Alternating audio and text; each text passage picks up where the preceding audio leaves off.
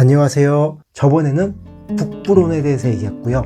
이번에는 남부론에 대해서 얘기하도록 하겠습니다. 북부론과 남부론이 붙어 있지만은 기후, 지형 등 매우 차이가 많이 난다고 말씀드렸거든요. 남부론은 지중해성 기후입니다. 그래서 여름에는 온도가 높고 건조한 날씨를 보이고요. 겨울에는 온화하고 비가 많이 오는 날씨를 보입니다. 남부론도 북부론과 마찬가지로 북쪽에서 부는 바람인 미스트랄의 영향을 받습니다. 미스트랄이 왜 론 지역에만 영향을 끼치는지 그것은 저번에 북부론을 얘기할 때 설명을 드렸고요. 남부론의 최고 부지로 인식이 되는 곳들은 햇볕을 흡수하고 포도밭을 데우고, 그리고 밤에는 낮에 흡수했던 온기를 다시 배출해서 포도밭을 계속 따뜻하게 해주는 돌이 많은 토양을 얘기합니다. 예로 샤토네프티파프 지역에는 갈레라고 불리는 조약돌이 땅 표면을 덮고 있거든요. 남부론의 적포도 품종에 대해서 얘기해 드리겠습니다. 가장 많이 키우는 품종은 그르나슈입니다. 그르나슈는 껍질이 얇고 껍질이 얇은 만큼 잘 익는 품종입니다.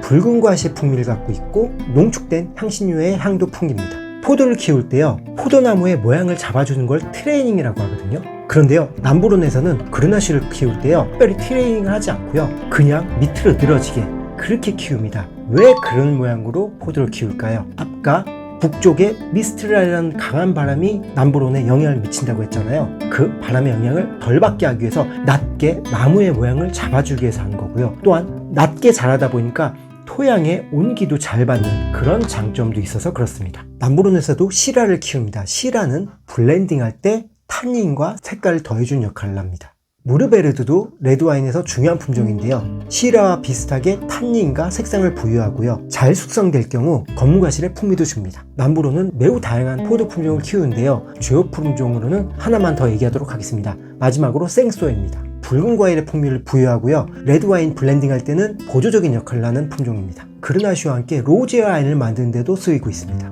청포도 품종으로는요, 북부론에서도 키우는 비오니, 마르산, 루산, 그리고 그 외에도 클레레트, 그르나슈 블랑, 부르블랑 같은 품종을 재배하는데요. 론에는 레드 와인이 전체 생산량의 90%가 넘고요. 로제 와인은 4%에서 6% 정도, 화이트 와인은 2%에서 3% 정도밖에 안 됩니다. 결국 화이트 와인 품종은 2%에서 3%밖에 사용이 안 되기 때문에 레드 와인 품종에 비해서 중요함이 떨어진 것이 사실입니다. 론 와인의 등급은요, 기본적으로 꽃듀디론, 그 위에가 꽃듀디론 빌라주, 그 위에가 샤토네프티파프 같이 마을 이름이 나오는 크리급 와인입니다. 또한 그 세 개 등급 외에 그 외의 지역 와인들도 있습니다.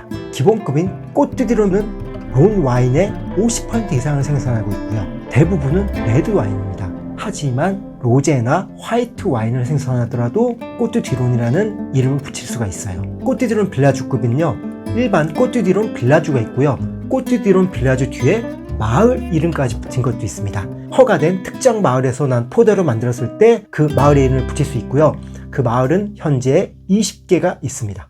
그리고 그런 마을들은 모두 샤토네프티파프 같은 크리급이 되기 위한 등급 신청은 가능합니다. 그리고 가장 좋은 등급인 크리급 지역에 대해서 좀 더 깊이 얘기하도록 하겠습니다. 크리급은요, 북부론에 8개, 남부론에 9개가 있습니다.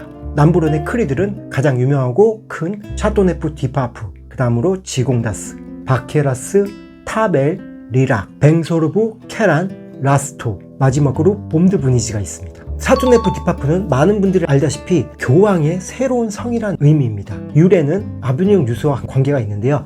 관심 있으신 분들은 한번 찾아보시면 흥미있는 내용을 찾아보실 수 있을 겁니다. 프랑스의 AOC 등급 아플라시안 꽁트롤의 지위를 획득한 최초의 지역이고요. 포도밭 지역이요, 전체적으로 평평하지만은 방향이 조금씩 다른 특징을 가지고 있고, 그러다 보니까 그르나슈보다는 덜 잘 익는 시라와 무르베드르의 품질에 영향을 끼친 요소가 됩니다. 또 하나 독특한 점이요, 13개 종류까지 포도를 블렌딩해서 와인을 만들 수가 있습니다. 13개 품종이라는 게 너무 많은 품종이기 때문에 일반적으로 그 13개 품종을 다 써서 만드는 경우는 없는데요. 꽤 유명한 와이너리 두 곳, 샤토드 보카스텔, 그리고 클로데 파프, 두 와이너리는 13가지를 모두 쓰는 걸 고집해서 와인을 만든다고 합니다. 또한 샤토네프티파프라는 지역 이름을 달기 위해서는 알코올 도수가 최소 12.5%가 나와야 되는데, 이 규정은 프랑스 지역에서도 가장 높은 알코올 도수 기준입니다. 그런데 일반적으로 샤토네프티파프는 14도 이상이 나옵니다. 샤도네 푸티파프의 최상급의 와인은요, 무거운 바디와 풍부한 질감을 갖고 있고요. 알코올이 높은데요, 그 높은 알코올 도수와 균형을 맞출 수 있는 농축된 향신료와 과일 풍미를 가진 와인입니다. 샤도네 푸티파프 다음으로 유명한 곳이라고 할 수 있는 것은 지공다스인데요. 지공다스 같은 경우도 와인 스타일은 샤도네 푸티파프와 비슷하게 만들고요. 또한 바케라스라는 지역도 그런 스타일의 와인을 만들고 있습니다. 바케라스의 경우는요, 1990년도에 크리 등급이 된 곳입니다. 로제 와인을 생산하는 곳이 두 곳이 있는데요, 타벨과 리락입니다. 타벨 같은 경우 로제 와인을 생산해야만 타벨이라는 지역 이름을 붙일 수가 있고요. 주로 그르나슈랑 생소를 사용해서 로제 와인을 만듭니다. 리락 같은 경우는 로제 와인을 생산하지만요, 레드와 화이트 와인도 리락이라는 이름을 달고 나올 수 있는 지역입니다. 그런데 로제 와인의 시작이라고 할 수 있는 프랑스에서 매우 유명한 로제 와인 지역 프로방스에 비해서 타베르 로제 와인은요, 바디가 무겁고 풍미가 강렬합니다. 색깔도 더 짙고요. 왜 타베르 로제 와인은 프로방스의 로제 와인보다 색깔이 짙고 강렬한 와인이 만들어진 걸까요? 로제 와인을 만드는 방법에는 크게 세 가지가 있습니다. 직접 압착해서 만드는 방법이 있고요, 단기 침용하는 방법이 있고, 화이트 와인과 레드 와인을 혼합해서 만드는 방법이 있습니다.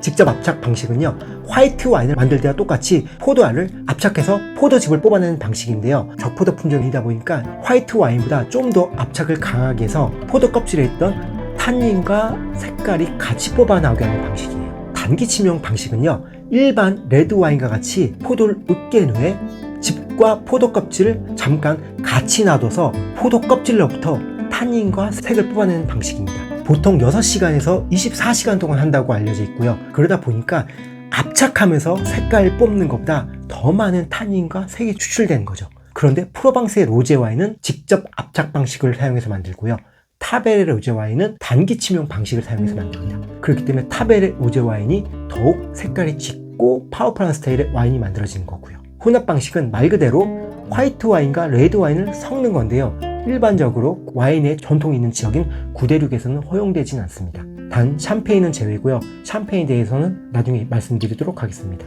또 하나 언급되는 게요, 쉐네 방식이라는 건데요, 쉐네 방식은요, 레드 와인을 만들다가 좀 더 파워풀한 레드 와인을 만들기 위해서 즙을 뽑아내는 거예요. 그런데 따지고 보면은 단기 침용 방식이랑 비슷하기 때문에 WST 같은 경우는 일부러 구분해 주진 않았더라고요. 뱅소르브와 봄드 브니지 같은 경우는요, 2004년에 크리를 사용할 수 있는 자격을 얻었고요. 봄드 브니지 경우는요, 스위트 와인인 미스카드 봄드 브니지를 만드는 지역인데요, 이건 나중에 스위트 와인을 설명할 때 좀 더 자세히 설명드리도록 하겠습니다.